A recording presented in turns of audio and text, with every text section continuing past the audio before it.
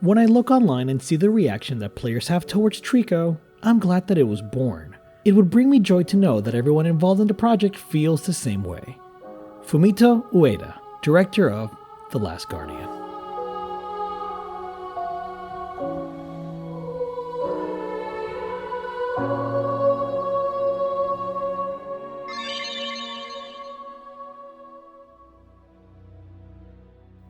Fumito Ueda was born on April 19, 1970 in Tatsuno, located in the Nagano Prefecture of Japan.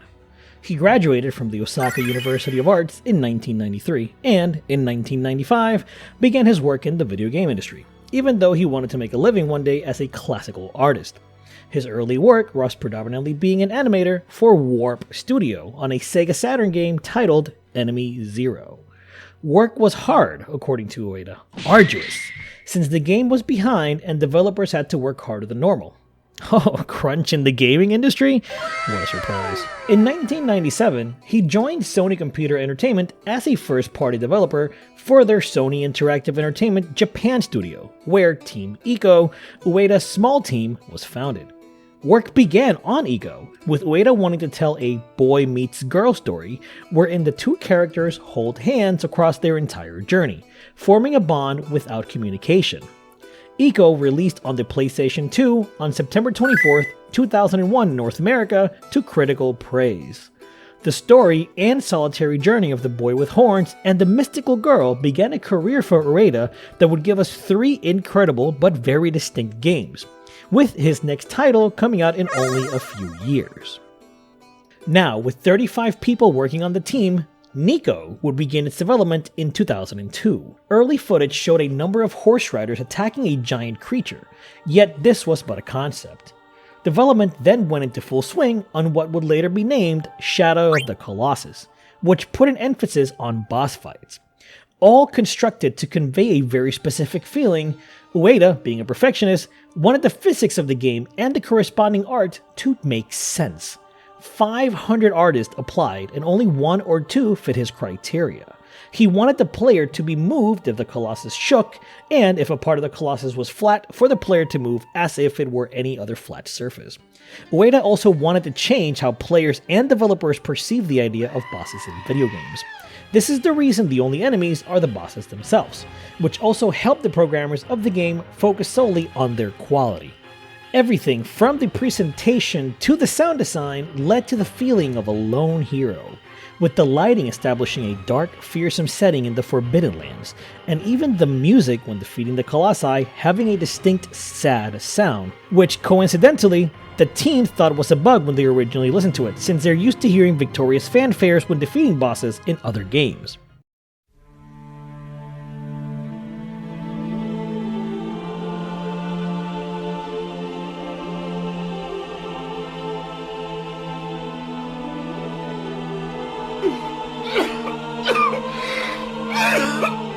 Also, side note, kudos to Ko Otani. My goodness, the music in the Shadow of the Colossus game is just incredible. The exception to the loneliness of Shadow of the Colossus then is Agro, your trusty steed, and the wonderful bond that is formed while experiencing this journey. Fun fact, Agro did not listen to all the commands sometimes, which Ueda decided was supposed to be like a real horse, though they did have to seek a balance of playability versus a realistic portrayal of a horse. The game officially launched on October 18, 2005 to critical acclaim, and the rest is history. Ueda now has been cemented as one of the best designers in the industry, as an auteur of gaming, with Shadow of the Colossus constantly in top games ever lists, an instant masterpiece of game design. So of course, the next title that he would work on had huge expectations attached. Team Ico began to work on this title in 2007, and the game will be revealed as The Last Guardian in 2009.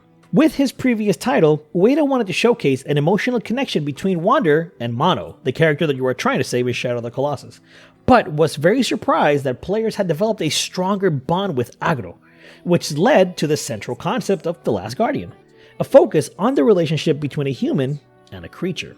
These ideas birthed Trico, a somewhat familiar but uniquely strange creature, a mix between a cat and a bird, Trico is a sight to behold, with key animations that brought it to life in a way I personally had never seen before.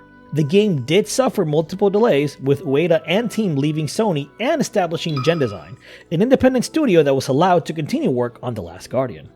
Because of the delays, the title had to switch target consoles, moving from the PlayStation 3 to the PlayStation 4. It would eventually, however, launch on December 6, 2016.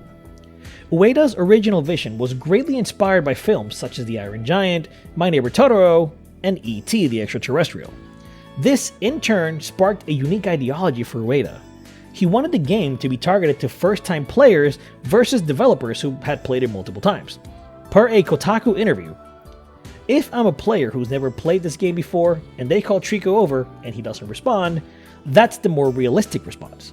Trico's an animal that doesn't follow logic, the logic that we humans would, so it's actually a positive thing." Before we continue, a few things to note in regards to the discussion about The Last Guardian. Though I will not be breaking down or summarizing the story of the game, I will be touching on certain elements surrounding the ending of the game, and that'll be in the final section of this video. Before then, most spoilers will be avoided except certain scenarios, set pieces, and of course, video footage of locations throughout the game. With this in mind, my primary audience for the video will be individuals that have already played The Last Guardian. If you haven't, I suggest you check out the game and then come back to the video. With that out of the way, let's move on to the second chapter.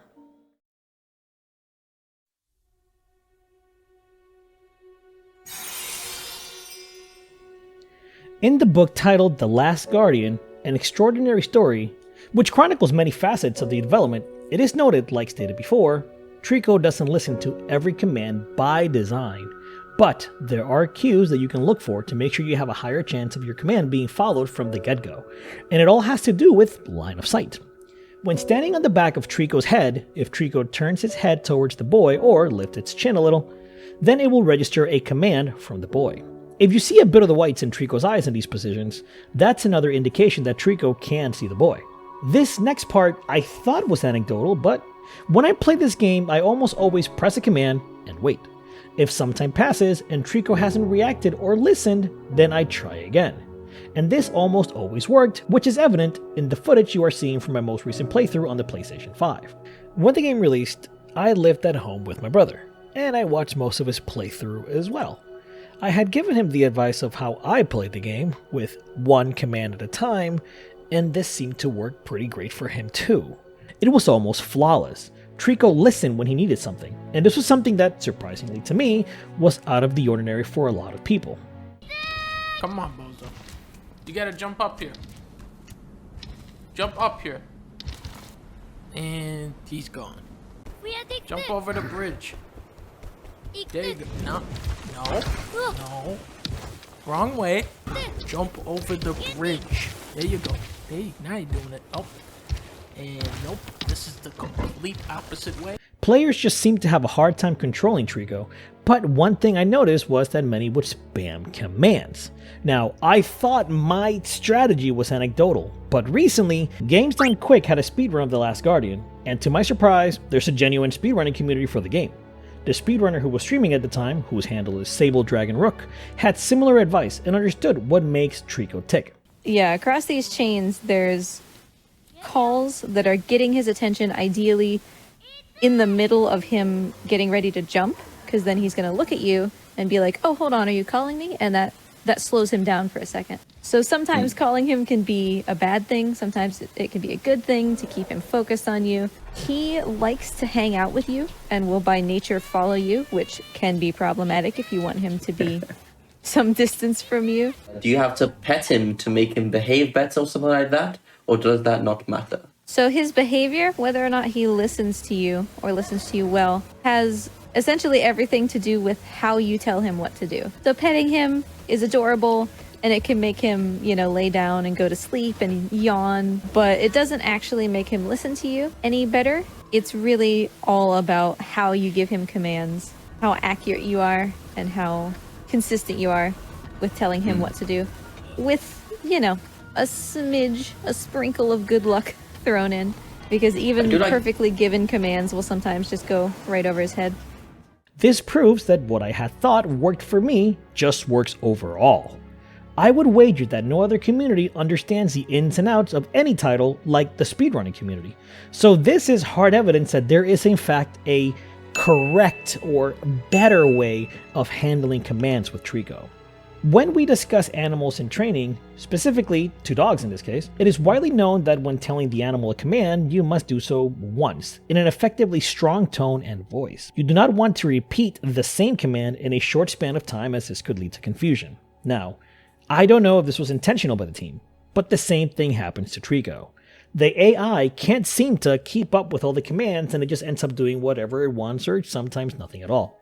This was, to some, a very unfortunate design choice, as it seemed to sour the experience for many. Trying to get through many of the puzzles in the game with a beast that doesn't want to listen will lead to frustration, and in some cases, flat out rage quitting, and I get it. It's just a shame, because there is so much more to this game. In preparation for this video, I decided to replay the game on PlayStation 5, which showed some incredible performance, which I couldn't capture all the time and I wish Sony would officially patch, as well as giving me a renewed sense of something I already knew. This title is truly special, but greatly misunderstood.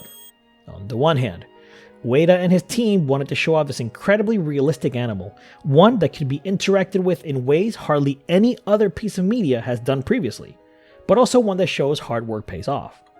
Throughout the journey, there are moments that you will encounter enemies that try to take the boy, with Trico being the only one with the ability to destroy them.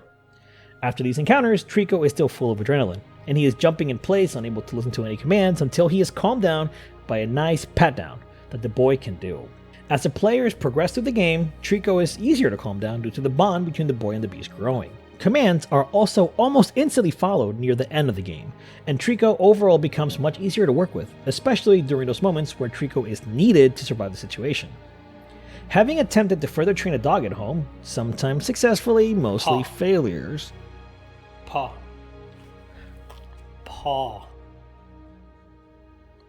Not quite. This is a reality of interactions with animals that one may be trying to train. After some time listening and understanding your commands, it just becomes second nature for the beast. So in this lens, Trico is an incredible success. In my humble opinion, nothing comes close to the fantastical reality of Trico in gaming. On the other hand, however, comes player agency. Video games are media that are fully involved by the people partaking in them, which means that these players have expectations these titles will work to cater to them in some way or form. If I press a button, something will happen.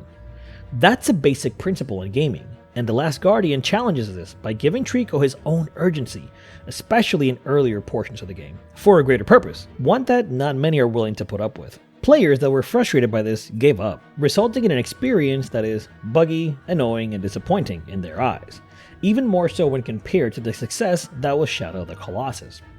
Players who were able to put up with it though and got to the end were rewarded with an unforgettable journey and an ending that will surely never be forgotten.